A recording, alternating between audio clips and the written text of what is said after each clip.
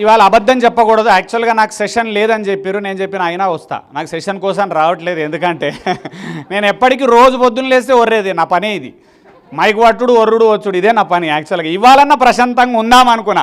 నా పక్కన వచ్చిన వాళ్ళు అట్లా కాదు, ఎట్లన్నా సారథి సెషన్ పెడదామని వీళ్ళు వద్దు భయ్ అంటే వీళ్ళు వింటలేరు అప్పటి నుంచి. సో ఫస్ట్ ఈ స్టేజ్ నుంచి మీకు ఓపెన్గా చెప్తున్నా, ఇక్కడ 4 రోజుల నుంచి వారం రోజులు ఉంటే 4 సంవత్సరాల ఆయుష్ పెరుగుతుంది ఖచ్చితంగా.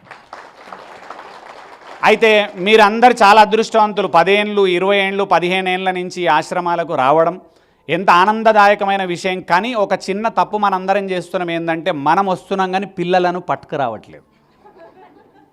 ఎందుకు తెలుసా? వాళ్ళని లాక్కరావాలి ఇక్కడికి. లాక్కొచ్చి దీనికి అడిక్ట్ చేయాలి.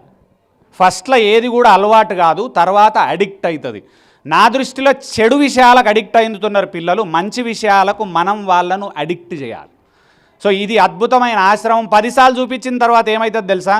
మీరు వద్దన్నా వాడే వస్తాడు ఆశ్రమానికి. నాన్న పోక అసలు నాకు టైం లేదు కొడుకు అంటే కూడా లేదు నాన్న మనం పోదాం నాన్న ఆశ్రమానికి అంటాడు. ఎందుకంటే ఇక్కడున్న ఆనందము ప్రపంచంలో మరెక్కడ దొరకదండి. ఎందుకంటే నేను అది చాలా అనుభవించిన. నా దురదృష్టం ఏంది అంటే నేను హస్తినాపురంలో ఉన్న కడతాల్ పిరమిడ్స్ 20 ఏళ్ల నుంచి నాకు తెలుసు, వద్దామనే ఆలోచన. కానీ దేవుడు తలచలేదు. ఇవాళ నాకు తెలిసి పత్రిజీ గారు ఇవాళ అప్రూవల్ ఇచ్చినట్టున్నాడు ఇవాళ.